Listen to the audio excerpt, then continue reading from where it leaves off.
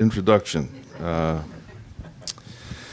And it's good to be back here. I remember the last time I was here was my last book, so I guess I have to write another book to get back again. Well, that's an incentive, as it should be. My current book is White Guilt, title, and it's an attempt to sort of look at what seems to me to be a really important phenomenon, certainly in American life, if it doesn't extend beyond that, I think maybe to much of the Western world. And nobody else was writing about it, so it seemed to me that that's what a writer's looking for, is new territory. So I'll just talk about that for a little while. I don't want to give you a whole full-blown technical lecture here and put everybody to sleep. So what I'd like to do is just talk about it for a little while, then we'll open it up for questions and have a conversation. It begins, it seems to me, in a phenomenon that I think, at any rate, is one of the most important events, certainly in late 20th century history. I think even more important than the collapse of communism that happened in the 80s. And that is the collapse or the delegitimization, to use the long, awkward word, of white supremacy.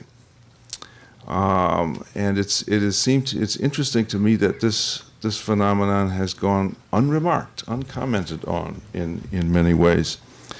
But white supremacy was an enormously important force, idea in the world for centuries, and organized the entire globe and extended the nation-state system from one end of the world to the other. So its mark will never leave the world, and it gave a coherence to the world. And the important thing, I think, to understand about white supremacy is not whether or not it really is an argument for the supremacy of whites or the inferiority of other races, but what was important about it was the idea that whiteness constituted, in and of itself, moral authority.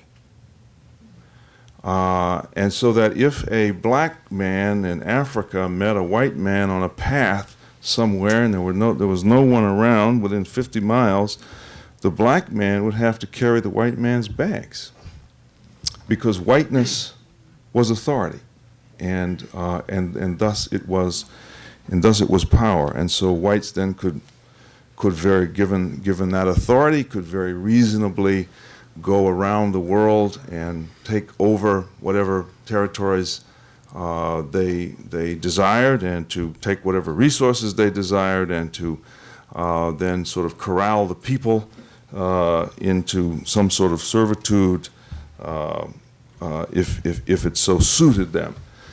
Well, so you see, it was a really powerful, enormously powerful idea that gave a certain meaning to life in the world.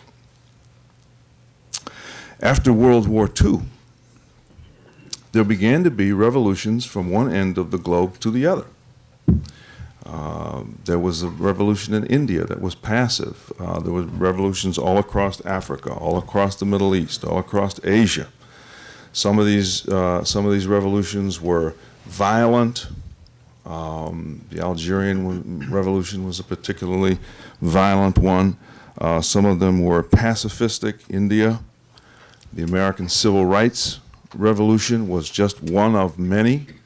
It was one, thankfully, that was also nonviolent. Some were communist, again nationalistic.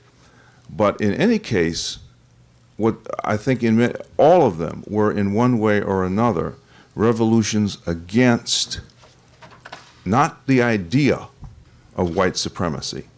They sort of left that argument aside, but against the authority. And they succeeded. Western powers retreated everywhere in the world. Britain, France drew back from their colonies. The civil rights movement in America was victorious, so that the idea that whiteness in and of itself constituted authority was defeated, was killed off. There are no serious people today, anywhere in the world, who stand forth in the public square and argue for that whites ought to rule the world, that white supremacy is a valid idea. Doesn't mean that people don't believe in the idea of white supremacy, doesn't mean that all racism is gone, but the authority that was once inherent in white supremacy has been defeated. And I think it has had a profound effect on the world. Certainly it has also had a profound effect here in America.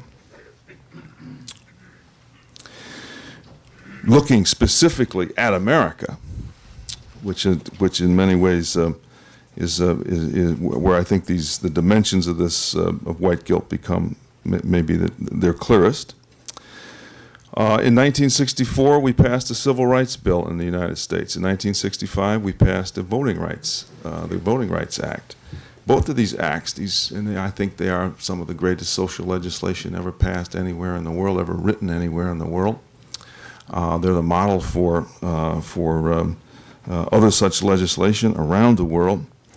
And inherent in this legislation was the acknowledgement on the part of America that it had done something very wrong, that racism was wrong, that slavery was wrong, that segregation was wrong, that white supremacy itself was wrong. I think this was America's greatest moment. Here was a nation that morally came to terms with itself, faced itself.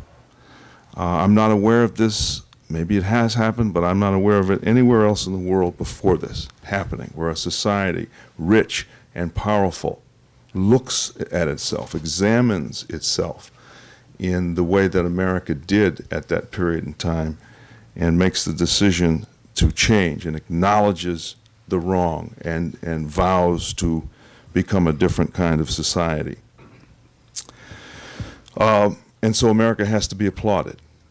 I'm glad to be in America because America was able to do that. It would have been very difficult if America had not been able to do that.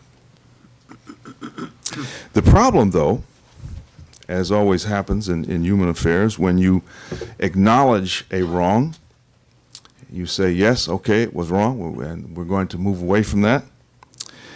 The price you pay is that you lose your moral authority. And I think this is, again, one of the most important events in American history, that given after the Civil Rights Movement, Americans, white Americans, but more importantly than individuals, our institutions, lost a considerable amount of moral authority, because now blacks and other minorities could say, well, by your own acknowledgement, you're admitting that that America did us wrong. And so the moral authority that whites lost shifted to minorities and became an important source of power for minorities.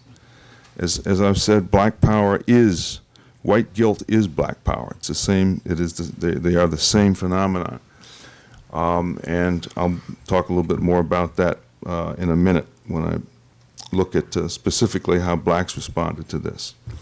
So white guilt then is not a guilt of conscience. It's not, I can't sleep at night because I'm so guilty about what happened to black Americans before I was born. It's not that kind. If white guilt was that, then we wouldn't be here today talking about this phenomenon. But it is this vacuum of moral authority, this not having the authority to be able to speak about any number of issues, race, poverty, and so forth, because of having acknowledged this past. the sins of the past.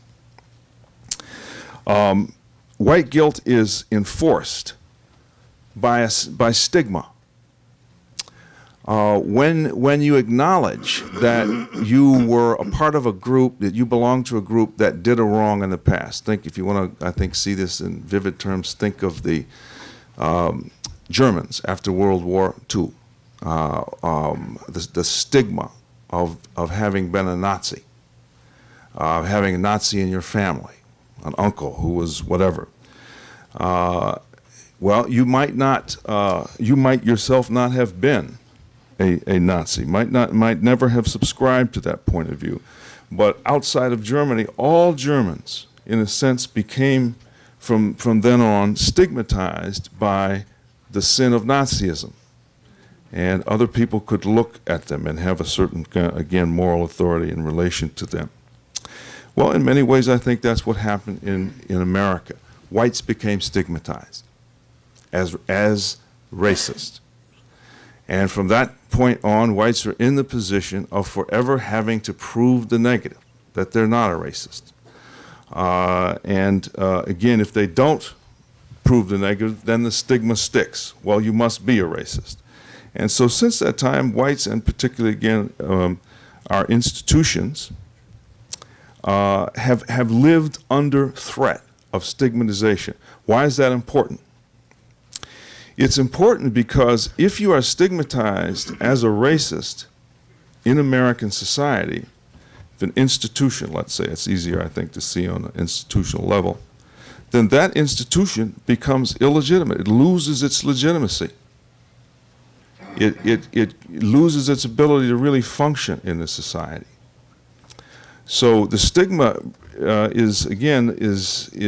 has a powerful impact because it has so much control over the legitimacy. How can you be a legitimate institution in a multiracial society that is supposed to be free and everyone is supposed to be equal under the law? How can you be legitimate if you don't have any blacks in your institution? So we could look at a disparity like that. Blacks could, again, moral authority having passed to us, we could look at a disparity like that and we could say, you don't have any blacks in your institution, it's a racist institution, it's illegitimate, we will sue it, we will do whatever it takes. And in a sense, since the 60s, that's pretty much what has happened, is that minorities have begun to sort of manipulate that stigma. And so we call it in some circles today the race card. We play the race card. What does the race card mean? Well, if you don't do what I want you to do, then you're going to be stigmatized as a racist, and the price you'll pay is you'll lose your legitimacy. So white guilt is powerful, is a powerful, powerful force, not because people feel guilty, but because people are stigmatized, and again have to prove the negative all the time, and for living forever under threat of being stigmatized. This leads to the next phenomenon that is a feature of white guilt, and that's dissociation. The only way to get away from the stigma of being a racist is to find some way to dissociate oneself from the stigma, from the image that you are a racist, that you are like the whites of old, that you still secretly are a white supremacist, that you still secretly believe in this, that your heart is, that you may be smiling, but your heart is still committed to racism. And so, again, whites walking around under this sort of cloud of suspicion then have to find ways to dissociate themselves from that. I think the first great example of dissociation in American life was President Johnson's Great Society. Why all of a sudden, in 1965, do you just say, well, we're going to spend billions and billions of dollars, we're going to create all kinds of social programs, and we're going to dump all this money on, and we're going to end poverty in our time. You create all these programs, almost all of which failed. Certainly they did not eradicate poverty. They did not bring about racial equality. They did virtually nothing. But they did dissociate the American society and the American government from the stigma of racism. The federal government had just, by its own legislation, acknowledged that it had been racist. That was too much moral authority for minorities to have. And the government really had to do something dramatic because the sin had been so dramatic. The wrong had been so dramatic and had gone on for so long and had so clearly violated the principles of a free society that America had to do something big and huge, had to spend a lot of money to say, in effect, we're not like that anymore. We're not that old America that discriminated and oppressed people. We're a new America. And we're going to even get rid of poverty. We're going to wipe it out from the human condition. So it wasn't that the Great Society was actually going to, the purpose of the Great Society was not actually to end poverty or achieve racial equality. It was to restore some legitimacy to the American government, to the American society. I remember that time very well. I was in college in those years, and as much as I disagree with the Great Society, as terrible as it was, as wasteful as it was, as destructive as it was, I can remember feeling that I was not going to recognize my own government if it didn't do something, if it didn't make some gesture. I'd be happy to tell it what kind at this point, but it didn't. It certainly didn't make the right one, and I was a part of it. Not that back in those days, but it had to do something. President Johnson. There were riots from one end of America to the other. Los Angeles burned up. New York, Newark, Detroit. Huge riots, destructive riots, many deaths, much property damage. And it looked as though blacks were simply no longer going to identify with America as their nation. Militant groups began to spring up everywhere. Cultural nationalists, the Black Panthers, right up the road here in Oakland, with no longer with nonviolent passive resistance, now with guns. And ready to have shootouts with the police and so forth. So the president knew there had to be something huge to dissociate the United States government from the past, to say we're not like that anymore. We're a different America. Well, my feeling is that almost all of the racial policy since the Great Society, since 1965, has been designed not to solve racial problems, but to dissociate our institutions and our government from its racist past, and to restore moral authority and legitimacy to the government.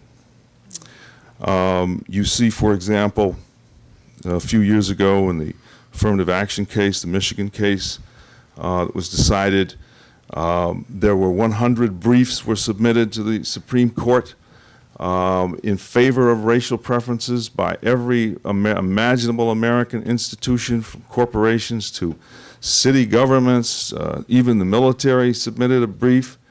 You notice there was no march on Washington in favor of affirmative action by blacks, by black people or other minorities, nothing. But this extraordinary pressure from America's institutions arguing that the Supreme Court ought to allow racial preferences to stay in place. Well, again, why? I think the reason is because those institutions are saying, look, we are under a stigma. Our legitimacy is at stake here.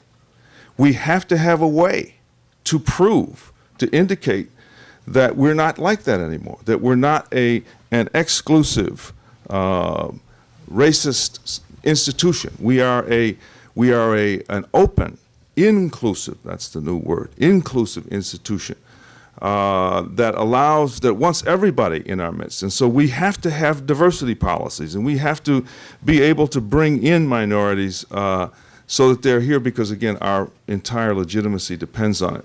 Harvard University, Stanford University, all of the Ivy League have to have about 8% of every single freshman class be black. Has to be. Not 7, not 6, but at least 8.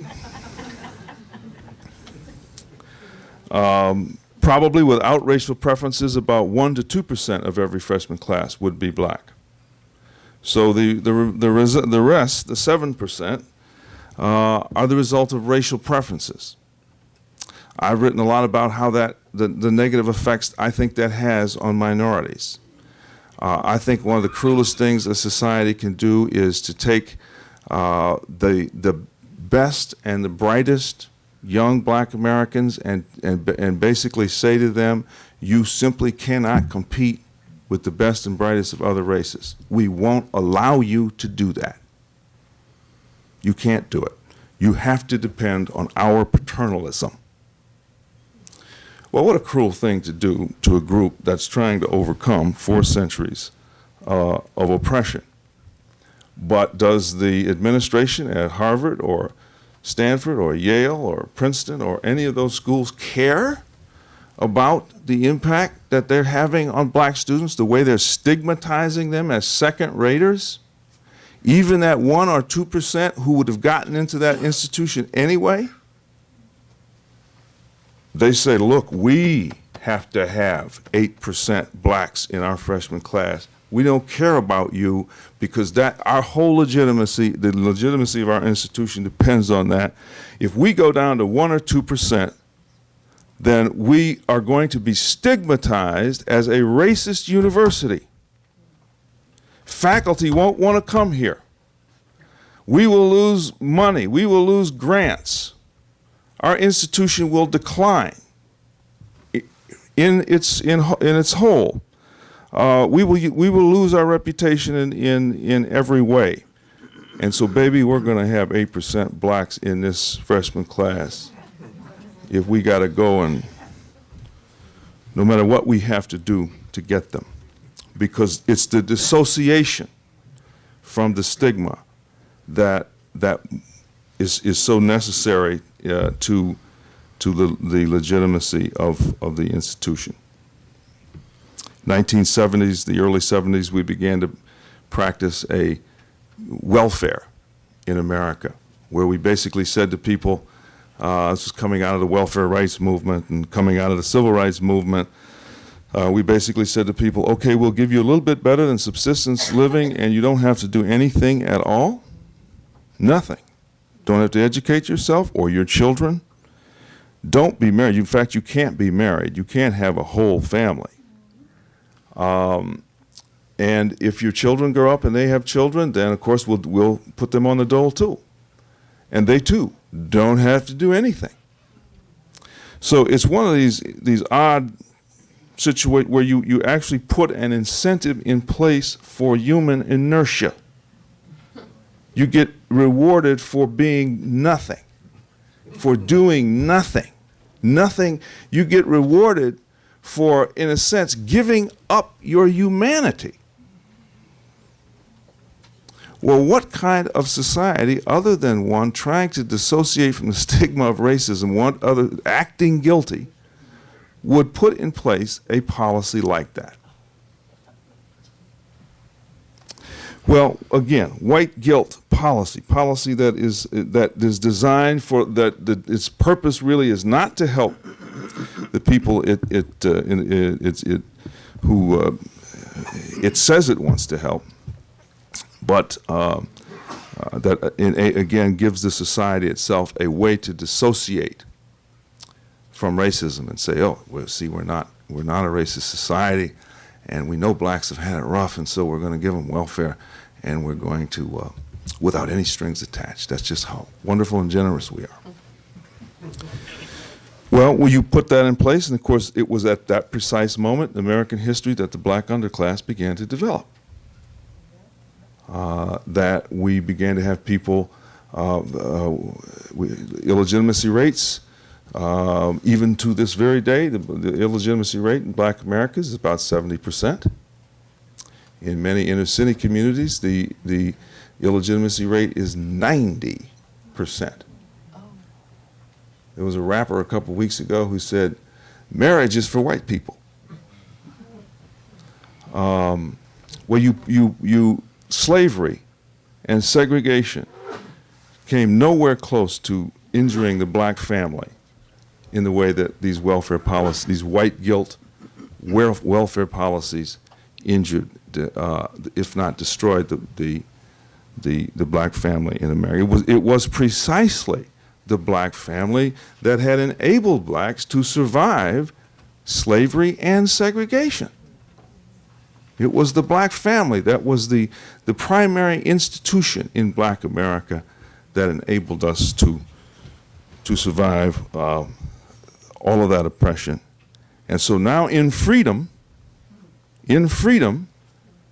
because we live in a society that doesn't feel, but acts guiltily toward us all the time, and it doesn't feel it has the moral authority to ever ask anything of us,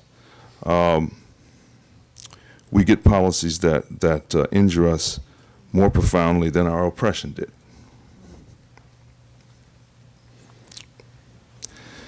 Well,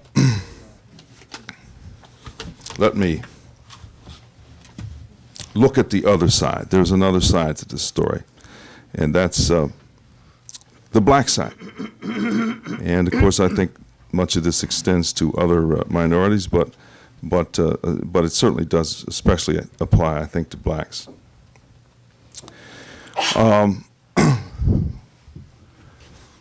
When we won the civil rights movement, and we did win it, when white supremacy was defeated,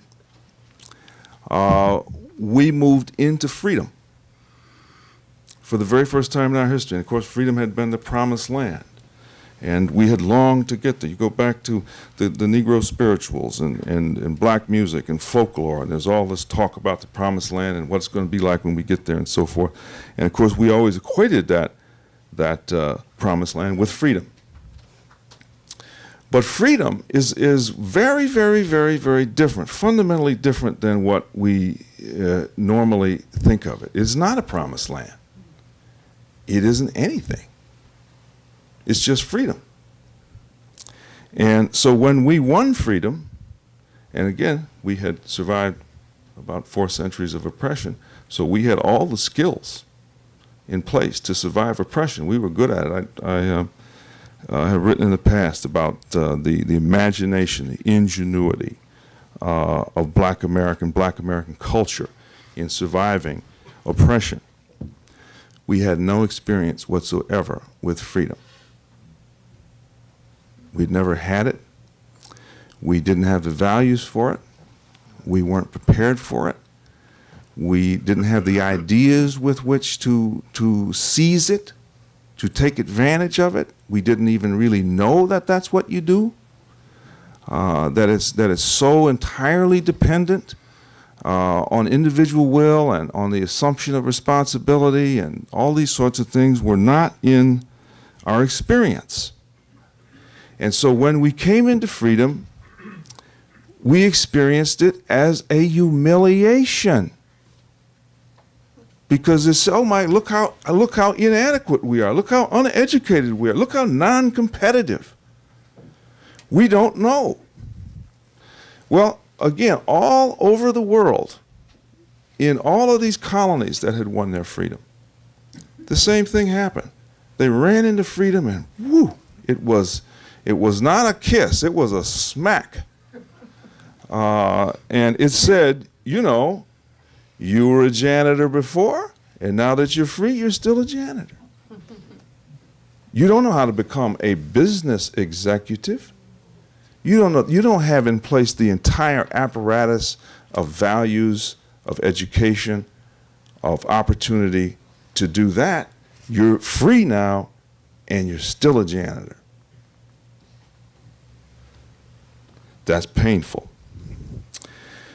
Freedom became and is experienced by people who newly become free as a shame, as a humiliation, as a painful experience, something that is difficult. And invariably, what happens is that because freedom is associated with such pain and shame, the first thing people do is say, hey, I'm not really free. Racism is everywhere. Oh, maybe it's underground now. Maybe it's institutional now, but boy, in other words, I'm not free. Because in a sense, the group has a fear of freedom. Freedom is shame. Freedom, because if you don't know what to do with it, then, and you're not doing well in it, then again, you experience it as shame. So we began to define our situation with what is called bad faith. Bad faith is when you say, I used to say when I was young and starting as a writer, I can't really get started. I can't write this book because I don't have any time. I have to make a living. I don't have any time. So I would excuse myself from having to develop as a writer. Well, when I finally gave up bad faith, then I didn't get any more time, but I worked a little harder. Bad faith is, in other words, it's excuse making. It's a way you spare yourself, because if I'm free, I can do whatever I want. If I want to write a book, I can write a book. But I deny that I'm free, because if I admit that I am not free, then I'm going to feel ashamed. Well, most of the identity, certainly the black identity that began to emerge right away in 1965, 66, 67, when we hit freedom, is a bad faith identity. An identity that says we're really not free. Boy, racism is everywhere. Now, we had just defeated racism. We had just stepped into much greater freedom. But we were never as obsessed with racism when we were actually segregated as we are today in freedom. Today, we are upset. We worship at the church of racism. Racism is everywhere. It's just so subtle. It's in every little situation. And we're still being victimized by it. And that explains why we haven't done better. And so we are people traumatized, not by oppression, but by freedom. And the great challenge that faces us as a people, and I have every faith that we will live up to it, is to learn to thrive in freedom. We're free. It doesn't matter that there's still racism in the world. White supremacy no longer has any authority. So what if somebody believes white people are superior? I don't care. I don't care if they can't interrupt my life, and if they can't keep me from becoming educated and taking out loans in banks and pursuing my dreams. What do I care? I'm not going to lose any sleep over someone like that.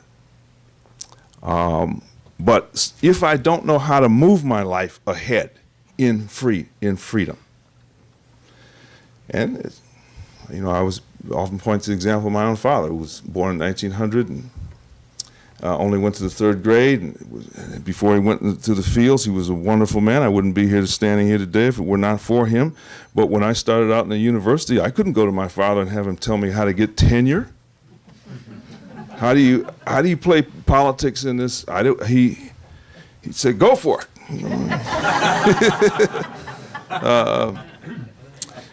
So I had to figure that out and ask people, and many people were quite willing to be helpful and so forth. But I didn't have that kind of cultural capital in my background, and there's nothing wrong with that. It's not hard to get. But if you say that your problem is racism all the time, then you won't be able to deal with the fact that you don't have that kind of cultural capital, and you need to get it. It's not hard. You just need to pay attention to it.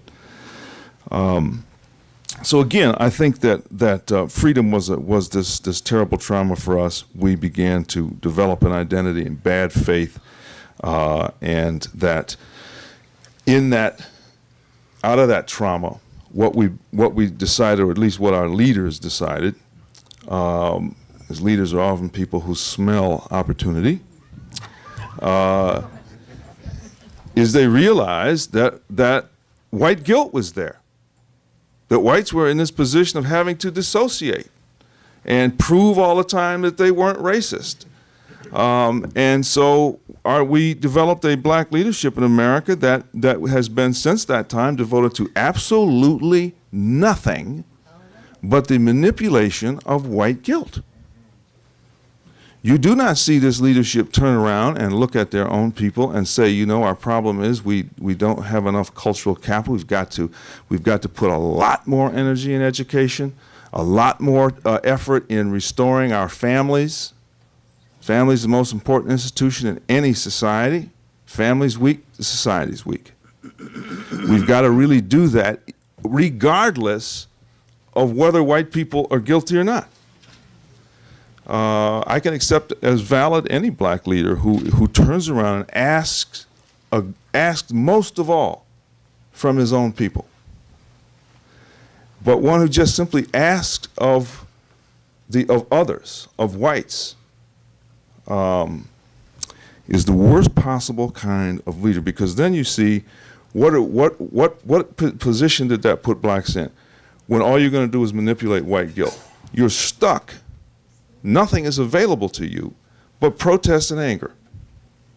You have to make sure that the white man knows you're angry, and you have to make sure that he's intimidated by it, and that he's a little scared of you, because if he ever feels that you're not angry and that you're not stuck in this protest mode, he won't give you anything. He won't feel the need to dissociate. So for 40 years now, we've had a leadership devoted to nothing more than that. Manipulation of white guilt. And so it is no surprise that in the year 2000, black students did worse on the SAT exam than they did in the year 1990.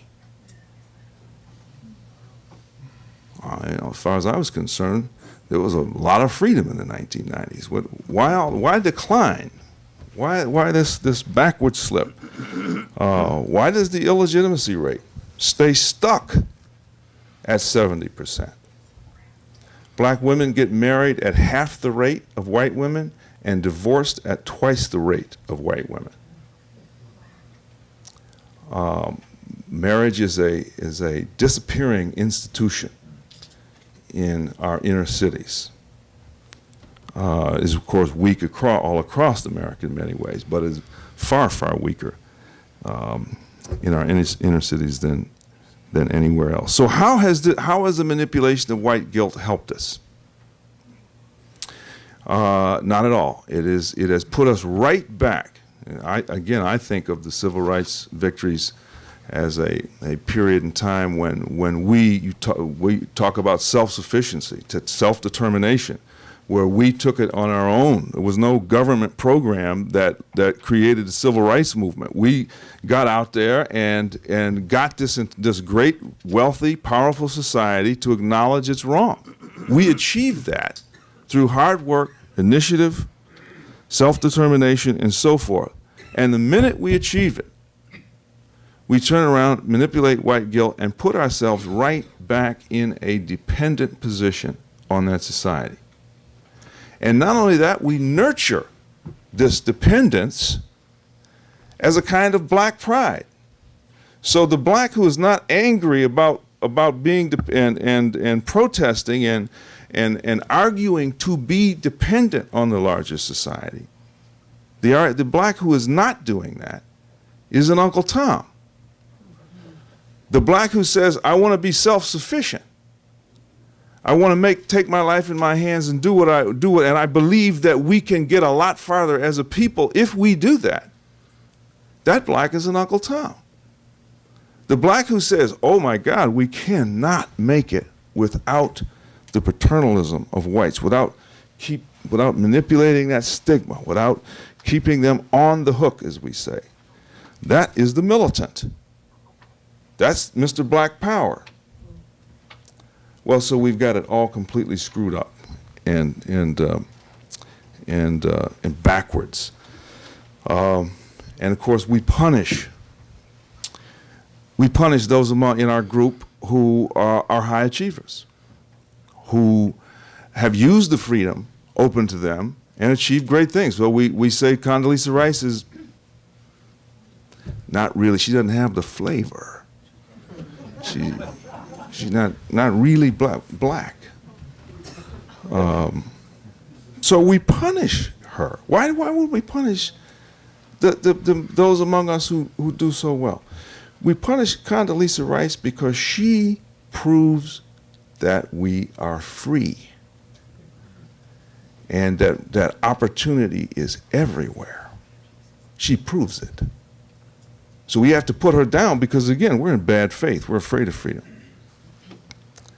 And so we put her down and Colin Powell down, these extraordinarily accomplished individuals. And we say, again, the crack dealer on the corner is a brother. So it is when you get into this, when you make this mistake of relying on the fact that another group of people have lost their moral authority, and you say, that's my chance, that's my opportunity, all I've got to do is just keep working them, then you don't overcome, you begin to decline. The challenge, I think, for black Americans is to begin to live in good faith rather than in bad faith. Instead of constantly saying there's racism around every corner and racism is a big barrier in my life, say instead, there may be racism, but I'm free. I have opportunities. I can do whatever I want in life. I can go as far as I want to go. And I want to make sure my kids get that message. I want to make sure I'm not going to take my kids. Look what we do to young black kids. Oh, this is how you were oppressed. This is how you were sat upon. And in order to be black, you got to understand racism is everywhere. They're all against you. How's a child going to thrive in with that kind of a message? We should say the opposite. You're free. Everything's possible. You just have to work hard. You just have to set yourself in motion, take responsibility. And you're going to do very well. So I think blacks have to live in good faith. What do whites have to do? I think that what whites have to do is acknowledge and accept one interesting fact. It's a fact. It's not a theory. It's a fact. Since 1965 to roughly our own time, white America, I think, has made one of the greatest moral evolutions in all of human history. There is no example that I'm aware of a society determining to correct itself morally that's been more consistent and more relentless than what white Americans have done. Today, racism is despicable. It is seen as disgraceful by whites. They want no part of it. There are certainly fringes out there, but again, those fringes have no authority, no real role in American life. And whites have done this, and whites need to accept this as fact and accept this as reality, because it is reality. In my own life, I have met 99.9% of the whites I've met have had only goodwill toward me, have helped me, have mentored me in many ways. And I have not run up against, I have certainly run up against racism. I write about it in the book. But racism has not stopped my life. I don't think it stops the lives of many people. And I think white people ought to accept and be proud of this moral advancement and put that in the calculation when you think about public policy, when you think about issues that come up, that we are, in fact, a good people. America is full of good people who mean well, not people who are rotten and evil and waiting to around every corner to stump the lives of minorities. That just is not the reality of American life, and I think we whites can get out of this game of having to dissociate and fight off stigma as they begin to accept this fact, this achievement. Thank you. Let me stop there. We'll take some questions. Thank you. You mentioned the Black Panther movement in the 60s, and I was just curious whether you thought that something along the lines of the kind of self-sufficiency, you know, the Oakland breakfasts and those types of things would be viable in any way today, maybe without the militancy aspect of that. In other words, whether blacks need those types of groups today, or whether those types of groups would be possible today. Well, I don't think we certainly don't need that kind of. One of the kinds of, and maybe this is what you're one of the kinds of groups that usually emerge when an oppressed people come into freedom and get that shock, that real hit, you know, like an electric shock. Invariably, and it pops up some group that basically takes their identity, the identity that was once used against them, in this case our race, our blackness, and makes a sort of, and tries to seek power through that identity. That's, I think, exactly what we see now in the Middle East with Islamic extremism. All of a sudden, there's this people in this extremist in the Middle East looking for power through identity, through nothing but being a more pure Muslim than the next guy. Exactly the same thing as what we saw in the 60s. The Panthers were one example, the cultural nationalists were another, where we're going to all of a sudden pursue power through blackness. We're going to be what? I guess really black. Well, what does black do? Does it build a car, or is it no engineering, or you begin to see it's an identity that these groups are compensating for that inner sense that, God, we don't know what to do with freedom. We don't have the cultural capital. We don't have the education. And so rather than face that, it's painful to face. It's not easy. I have a lot of sympathy. Then we shoot off these identity groups that tell us, well, the real way to solve these problems is just to be blacker, or to be more extreme in your Islamic devotion. Be willing to kill. Be willing to kill yourself. And that's how we will prevail. We can't make the guns we shoot. The entire GNP of the Middle East, when you take oil out of it, is less than that of Finland. There's a good deal of backwardness, underdevelopment. That's where you see these kinds of groups like the Black Panthers emerge. So they, try to do something, have a little camouflage, where they may have a breakfast program or something, as if breakfast is really a serious problem for black Americans. And if we just give these little kids breakfast, we'll overcome. So there, again, the use of identity as power. And so we truly, I don't think, need those kinds of groups. Hope we don't see them come around again. The question of self-help. Well, if it was really self-help. Yeah. If again, self-help is usually, it has to be based in the individual. You were talking about the individual earlier. I like that very much. Ralph Ellison said it beautifully. The group is the gift of its individuals. If I develop myself and pursue my dreams in life and become what I can become, then that becomes the gift I make to the group. And other people in the group have to do the same thing.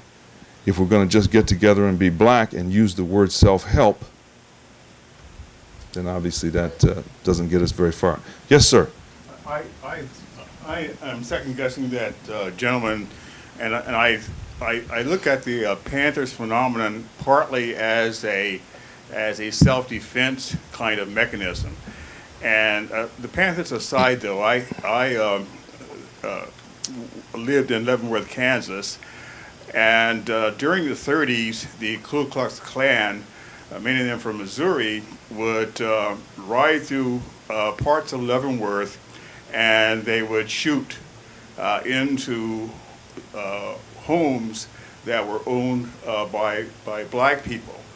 And it wasn't until the black people started shooting back that stopped. Good. And so I'm looking at the Panthers. I think they got sidetracked with drugs and other kinds of problems. But I think the idea of protecting yourself is very, very important. And before, let's say, the Johnson administration, well, even before or around in the 50s, there were these ideas that blacks were almost helpless in face of white power. And I think you wrote about Emmett Till as an example in 1955. Yes. Where you have no power to That's defend right. yourself, and yet once you get the power, a lot of the things that the oppressor or various people did with impunity no longer occur. Well, yes, you're absolutely right, and one of my personal heroes, and maybe at the very top of the list in Black America, is Nat Turner, who said, no, and took things into his own hands and had one of the biggest slave rebellions in American history. I wish there had been more slave rebellions. I wish there had been so many that slavery had become an impractical institution to sustain.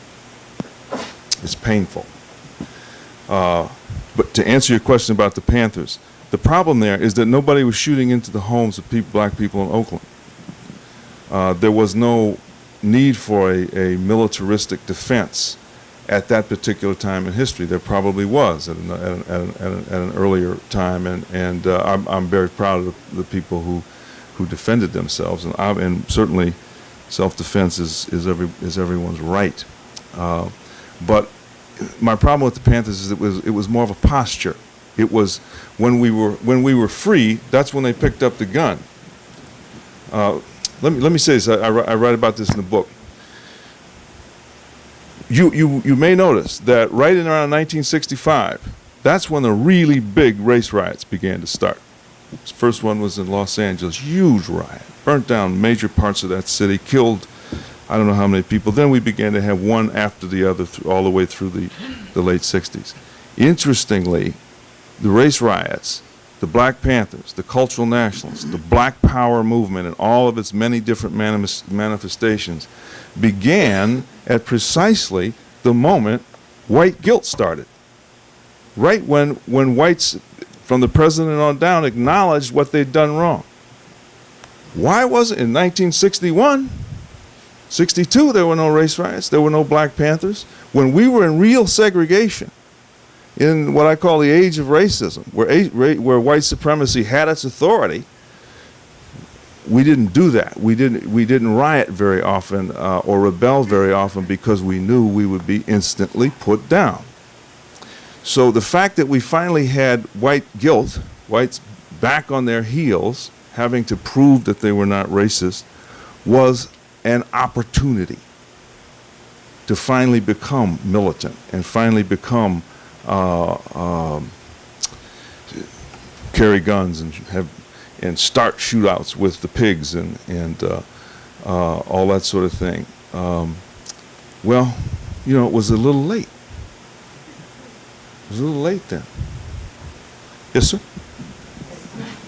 Okay, is that better? Yeah. Mostly because, you know, as a grad student, I worked in war on poverty, albeit under Nixon, and most of the poverty programs were run by whites, serving whites. And I worked in one of those breakfast programs in North Philly, and I remember mostly serving kids pancakes. I was a grad student. But that's neither here nor there. Now, just travel. I worked in 4 of them myself, 4 different ones. Good. I think we're contemporaries. Yeah. If you were to transport yourself to Marcus Bookstore, which is in West Oakland, mostly Black audience, okay? And I don't know if you've ever been there or if you I've been to many Black bookstores. Okay. Okay. And then speaking before a Black audience, And I talked to you about that book, Contract with Black America. Mm-hmm, Okay, mm-hmm. okay. The Covenant. I'm sorry, the Covenant with Black America. And I've been to those rallies, and as I listen to them, I never hear anything about white guilt, white racism.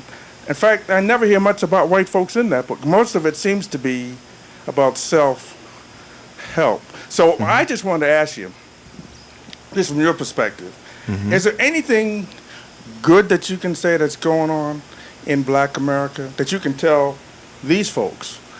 Something that folks are doing good that you like and that you would support?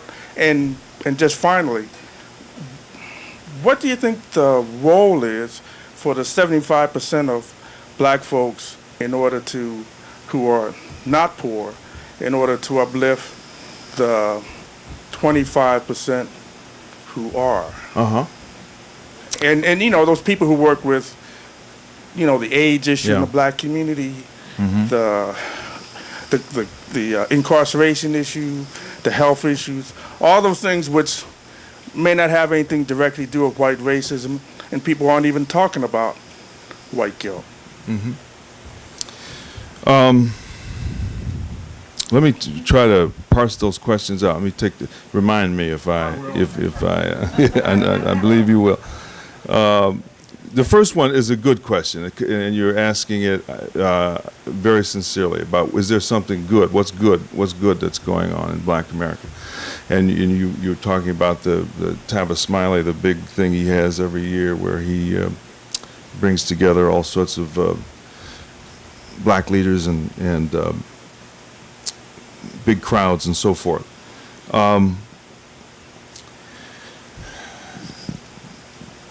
You know, I think I have no doubt we'll be better off when we don't do that anymore, when we don't feel the need to do that. We sort of continue to have this idea that there's something in our race that's going that really truly matters and that's going to take us forward. And my fundamental difference with them is, as proud as I am and have written a lot about Black culture and the genius of it, really, which through which we are all here today. If there wasn't a real genius in Black American culture, we would never have made it into the 19th century. But we haven't yet found our way in freedom, it seems to me. And I think one of the problems is we keep. I'm going to see Tavis Smiley next week, and I'm going to hopefully have this discussion with him. That TV or radio? I think it's his TV show. Radio for an hour. That's why I wanted. Okay. Well, maybe it'll be that too. I don't have to look at the schedule. But as nice as the fellow feeling is in those occasions, there's this warm sort of camaraderie, it's a fellow feeling that I think is wonderful and good. But the modern world really asks us to be individuals. It really requires, it only knows how to respond to individuals who have something to offer to it in some way or other, some skill, some talent, some maybe just hard work. It can be any number of things. But race is not something does whiteness, if whites are all unified and they get together and they work as individuals, and they and do well or do poorly as individuals. It's going to be that way for us, and it's not good to hold out. And this is where I have a little qualm with Brother Tavis. It's not good to hold out this illusion of group unity as a means forward. It isn't. It's not a means forward. It doesn't do math. It doesn't make money. It doesn't invent things. It doesn't. Individuals do those things. A reminder. My question was, what do you see? No, that's good. Okay. Good Well. in Black America. All right, I'm working here.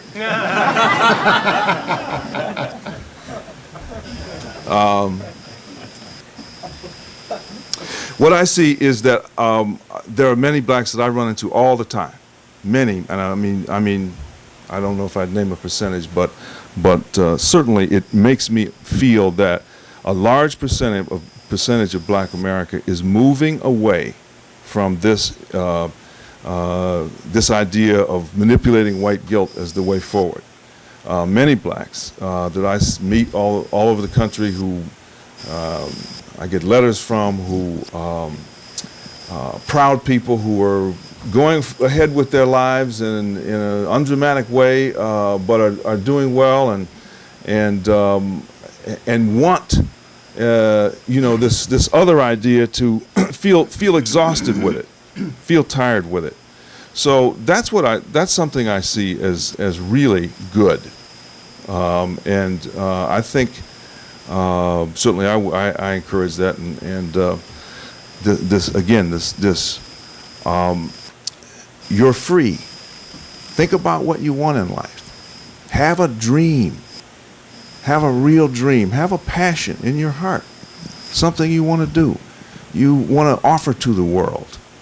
Whatever it might be. And in that dream will be your contribution to your race. So there are a lot of black people like that, and that's good. Yes, ma'am. I really enjoyed your speech a lot. I really enjoyed your speech a lot. Do you go to high schools, like to minority high schools, and talk to the students before they graduate? I think that would help them a lot. I think. Mm-hmm. I do that sometimes, yeah, I do, okay. Yes. I enjoy that. Uh-huh. There are a lot of high schools out there, though. I disagree with you on the effectiveness of what you call white guilt. Guilt is a good thing, incidentally. It generally fixes problems. If it's real guilt. Yeah. Okay. But now, let me share my own personal experience with you. Well, I want you to ask me a question now, because there are a lot of people who want to ask. All right. The question is, on an individual, on a micro level, I'm looking for a job. Yes. Do you believe that if I am on the short list, started with 20, now it's down to 4, and there's one black guy, myself, mm-hmm. Do you believe that I have a chance? Oh, God, today you're a shoo-in. I disagree with that 100%. Today you'd be a shoo-in. No, not really. Oh, yeah. Let me tell you why. Today you'd be higher than they'd worry about the others. I've been in a situation like that, and I disagree, and I'll tell you why.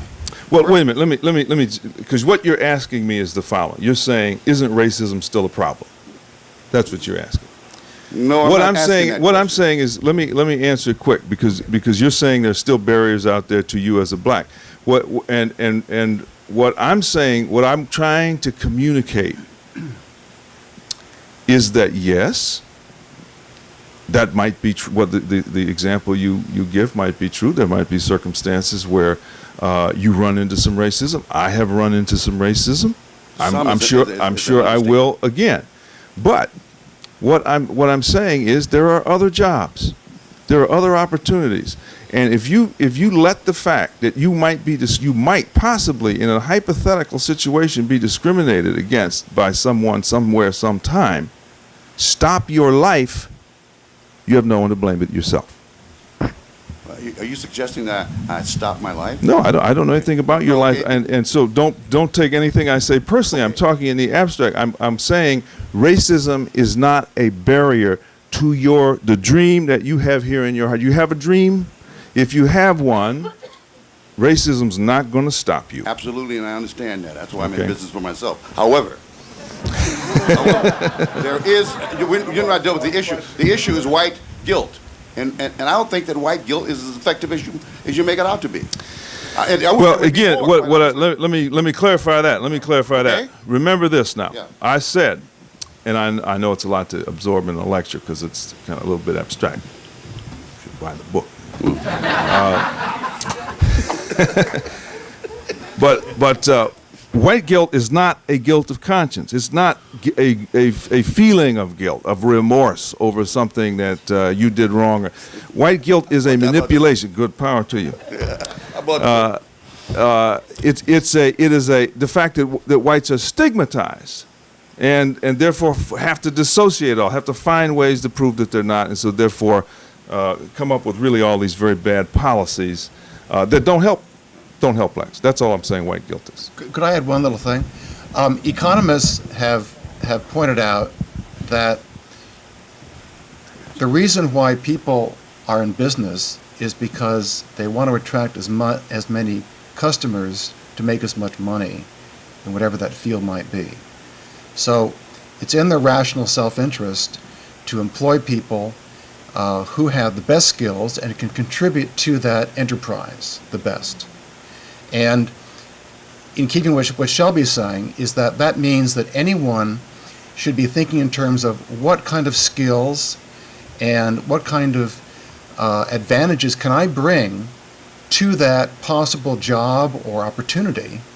Or if you're in business, you're trying to attract customers. In other words, I think the confusion often is, if someone is not being given an opportunity, is it because they are not competitive, because they haven't developed those skills and they're not showing that I am better, or is it because of race?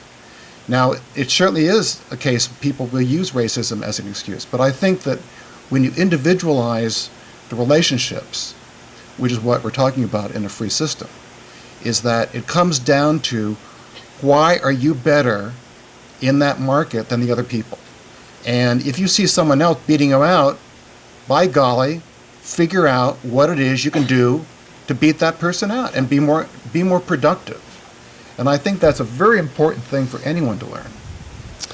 I can't say that's so true. I mean, one of the most painful things about that again, about this experience of freedom that came to us is this understanding of how competitive you have to be. Ooh, I didn't really understand that. You have to be excellent at something. You have to pursue something so that you can compete. You can say, well, he's got a skill level there, but mine is there, and I can prove it. And that's why you have to hire me. That's why you have to buy my product. Whatever. The burden of freedom, as Sartre used the term, the burden of freedom is so demanding, asks so much of the individual. It asks us to just to be so responsible in so many ways, and that's one of the reasons we shy away from it. Yes, ma'am. Okay. Two-part question. Try to be a relevant question. Show I was listening. You mentioned during your speech, you mentioned two things that I want to respond to. One is the individual. Second thing is not being ready for freedom. And I wanted to ask you, first of all, about the not being ready for freedom part and how to approach the world outside of a repression-oppression framework, solely in a repression-oppression framework. And if you're familiar with the work of Albert Murray, and if you think his work can contribute to that, that's number one. That's one question. The first question is the individual. Albert Murray? Yes. The jazz? Yeah. Yeah, the author. Yes, he wrote Omni-Americans. Mm-hmm. The other part is you spoke about the individual, and I think I want you to respond to how counter that acts or works against the deeply Judeo-Christian kind of group mentality that African Americans have, the whole delivering from bondage or lost people. I mean, it's deeply rooted in Judeo-Christian construct. And the individual, I think there's going to take some sorting out to kind of process through that to get to the individual. So I want you to speak on those two things. Well, let me take the last first. I want to make clear here when I talk about the individuals and the group, I'm not saying the two are mutually exclusive, that you can have no group identity and you must be an isolated individual. I take a great deal of strength from my group identity. It is really a part of me, of my individuality. I have learned so much and so many things. I can't imagine myself without frankly, the riches that have come to me by my group identity. And yet that in no way spares me from having to be responsible as an individual and do something, pursue a dream.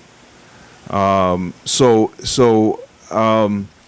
again, oppression. Oppression makes for, when you're segregated, that makes for a lot of unity. You're going to be unified as we leave oppression, as segregation fades away, as we come into the free world.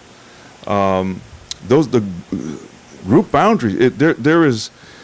It is yet to be seen whether one of the great challenges among Jews today, the fact that so many Jews intermarry. I think the rate is somewhere 60% of Jews marry people who aren't Jewish, or somewhere near that. Some rabbis call this a second Holocaust, because they're losing so many, or feel like as though they're trying to find all kind of ways to keep people with a sense of identity. Well, why is that the case? The case is because Jews are free in America. They're not pushed into a ghetto. There's no imposed unity anymore. And so the freedom diffuses identity. It diffuses group identity. It's going to diffuse the black identity too. Thank God. Because the other alternative, we could have a good black identity if we want to go back into segregation. And I don't want that. So we're going to be diffused too. Our interracial marriage rates are going up. Have doubled and quadrupled, in the last 15 years. So because we have more freedom, we can, and people will pursue their own lives as they will. So yes, in past, yes, we did have talk about the Judeo-Christian tradition and so forth. Certainly, we had a strong group identity. We still do, but as time goes on, we're going to slip. And I forgot what the first part of that. It was about being ready being ready for freedom. Yes, yes, that's right. Freedom comes as a shock to all groups. Again,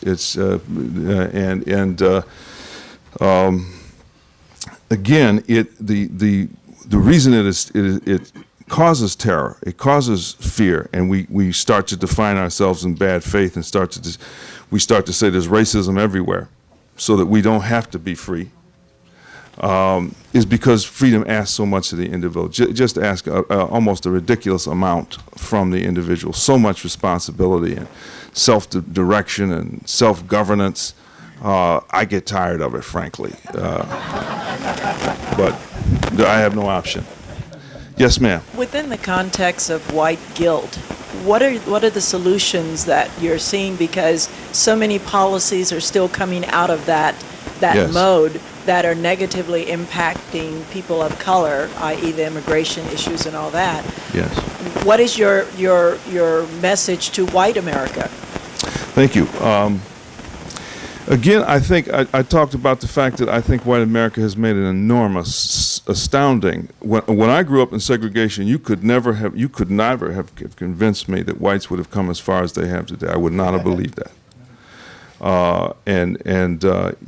Yet they have. And I think that one thing they have to do is have some moral confidence in themselves and say, look, I may not understand every nuance of black culture. I may not, I may make a faux pas here and there, but damn it, I mean well. And I don't have an animus toward a race.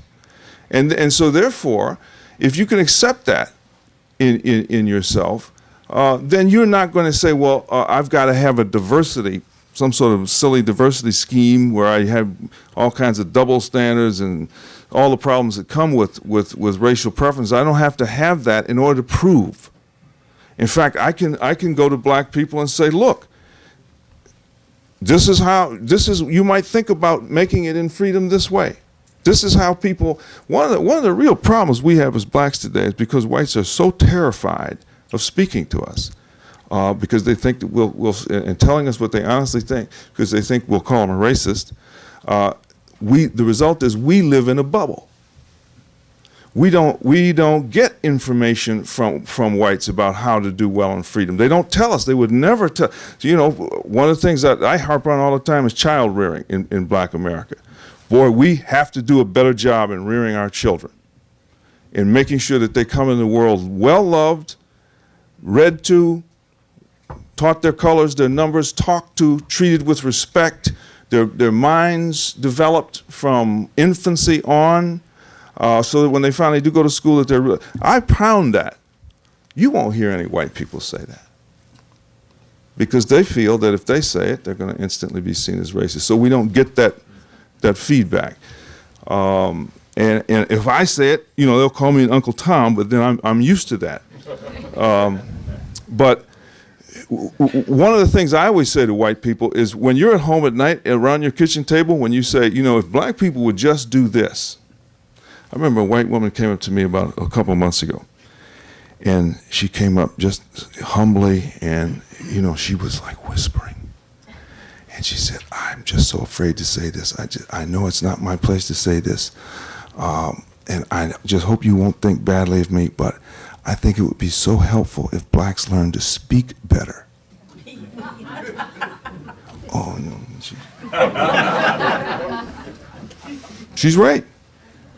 And we need to hear that. We need to get that feedback. I'm not going to hire somebody who's going to work for me who is speaking like a rapper. I want someone to have a command of standard American English. We should be insisting on that. Well, whites don't say it, and so one of the things that they have to do, as difficult as it is be more courageous and be more honest with us, rather than hiding behind all these policies, coming up with another sort of gimcrack scheme to whatever. A lawyer talked to me this morning, and isn't it wonderful that we have in our law firm, we have a diversity program, and we want to hire more black. No, it's not wonderful. It would be wonderful if blacks were pounding down your door. Why is it wonderful why should you do it? Why should you take responsibility? Where are the blacks? They ought to be pounding your door down to get in that law firm. That's what makes me sad. Yes. Have you heard from members of the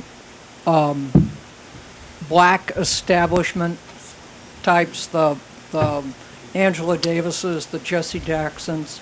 Have you heard from any of those folks since you wrote this book? and if you have, can you share it with us? I have over the years had conversations with all those people, with Jesse Jackson, with Al Sharpton, who is a very charming man. I can't think of a better dinner partner than Reverend Al. And yet, yes, we profoundly disagree. We just disagree. And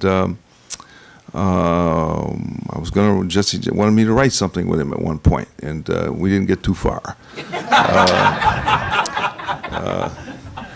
But the civil rights establishment, which has rigidified, gotten worse. Jesse Jackson used to be, when back in the early 70s, I used to go to his Operation Push in Chicago, and he was talking about turning the TV off at home and keeping the family together and insisting on homework and reading and had a book rental program and all. He was great. He says none of that now. And he gets so much money and attention from manipulating white guilt. And he's so good at it. I mean, he's a virtuoso of it. He has gotten billions of dollars from American corporations who he threatens to stigmatize if they don't pay up. And when you're rewarding somebody with billions of dollars, it's hard to break that habit. So, he's a good example of where white guilt really is a dangerous thing. I think this young lady. I was just wondering if you honestly believe without affirmative action that students, minorities, including women, would honestly be able to compete equally for positions in schools, jobs. Absolutely. In fact, I don't think they'll ever be able to really compete equally until we get rid of affirmative action and stop. Again, it's this idea. Look at the thinking behind affirmative action. America is an evil. It is still to this day determined to be racist. universities, which we all know to be the most liberal pockets in American life, have not practiced racial discrimination or gender discrimination in 60 years. In 60 years. They do the opposite. They do discriminate against Asians. Asians really get a raw deal from affirmative action. So I have no doubt that we would do better without it, because we would be more competitive. Both women and minorities would be more competitive. If you say, if the university says, here's a standard, we don't care who you are. This is the standard. You never have a perfect meritocracy, but as close to that as you can get. Then we compete. If we don't get in that school, we get in another school, and we can then walk around honorably with our honor, without thinking, I can't make it if there's not paternalism. What a cruel thing to do to women and minorities, to tell them that they can't, that they're inferior. They can't compete. It really burns me up. We take as I said earlier, the talented 10th, the brightest, most educated blacks, minorities, women in the world, and you say you cannot compete with white. Well, that's the group that ought to be competing. Black people ought to be demanding that you let our best compete with all other groups. And that's how we're going to overcome, through excellence. We're going to beat you. We're not going to beg. We're going to beat you. You have to get up early to compete with us. Wouldn't that be wonderful? Could I add one quick thing that might also put this a little in perspective? After the Civil War in southern states, emancipated blacks were going into the workplace.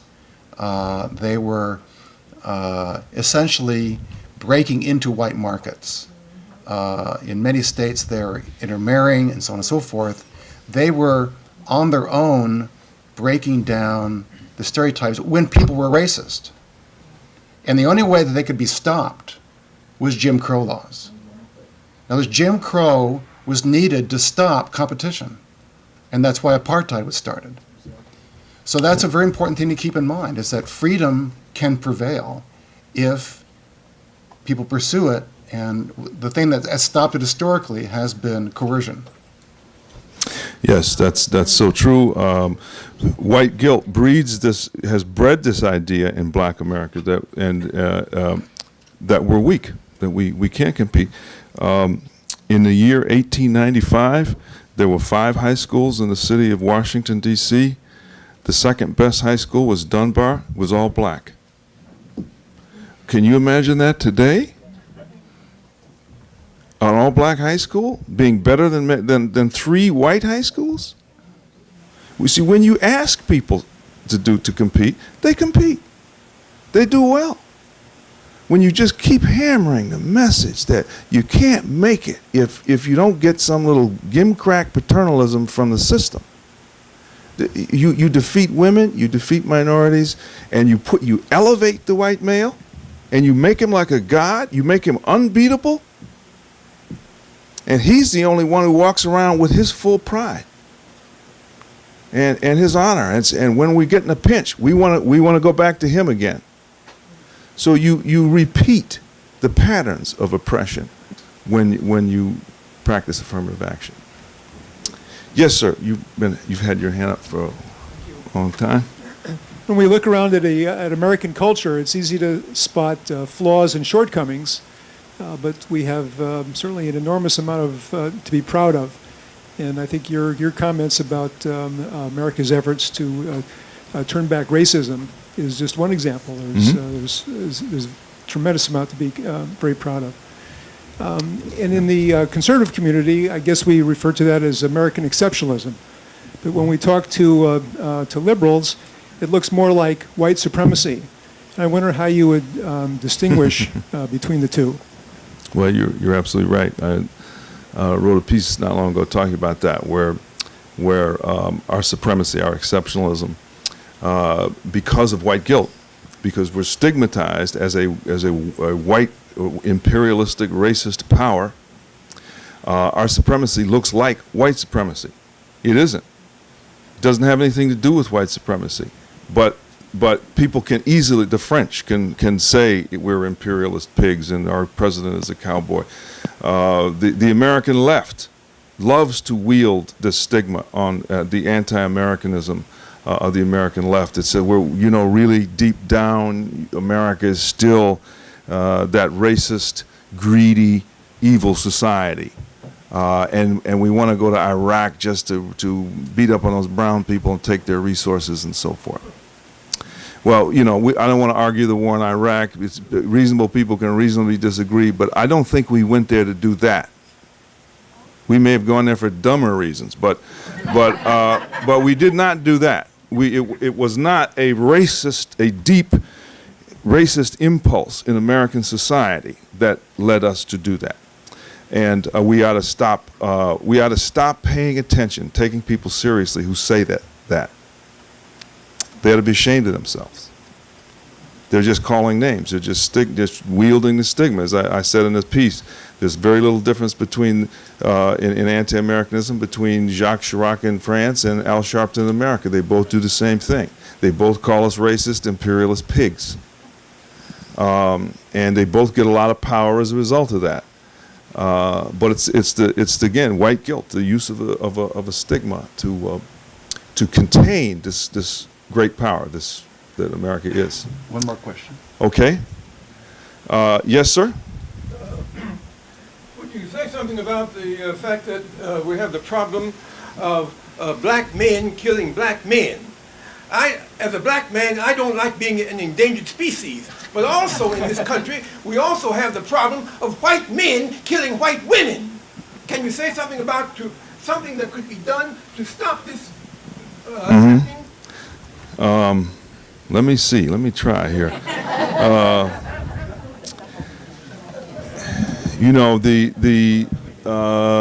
You're right. The murder rate, black-on-black crime, is terrible. 55% of federal prisoners today are black. We're only 11% of the population. We've got this exorbitant crime. A lot of that has to do with the breakdown of the family that I've been talking about. Yes, and the father's not being in the home, so that the young boy does not get the kind of discipline, the sort of development of a superego, a sense of responsibility, a sense of limitation, and so he finds that in prison after he's done something terrible. And that then becomes almost a kind of norm, a kind of prison becomes a kind of rite of passage that the family ought to be. Your father, my father did that to me, said you will go this far and no further, and you'll have to accept that. So I didn't have to go to prison to get that kind of a response from the world. But many young black men today who don't have a male in their lives who's teaching them that then end up breaking the law, killing each other, as though life means nothing, as though it's cheap. It's a part, again, of what we were talking about earlier, this decline that set in when we began to rely on white guilt.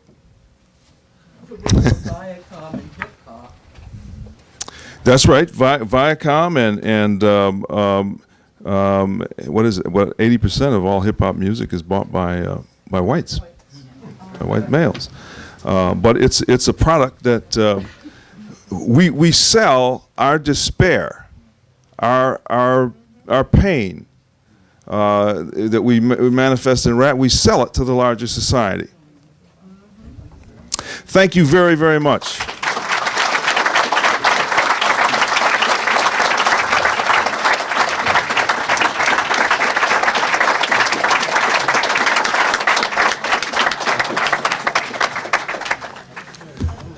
I want to thank Shelby Steele for his great presentation, and he'll be delighted to autograph his book for those of you who hadn't had a chance upstairs to do that. I also want to thank all of you for joining with us, for making this evening so successful.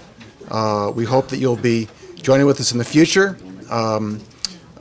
Please, again, review our event next time, and thank you for coming. Good night.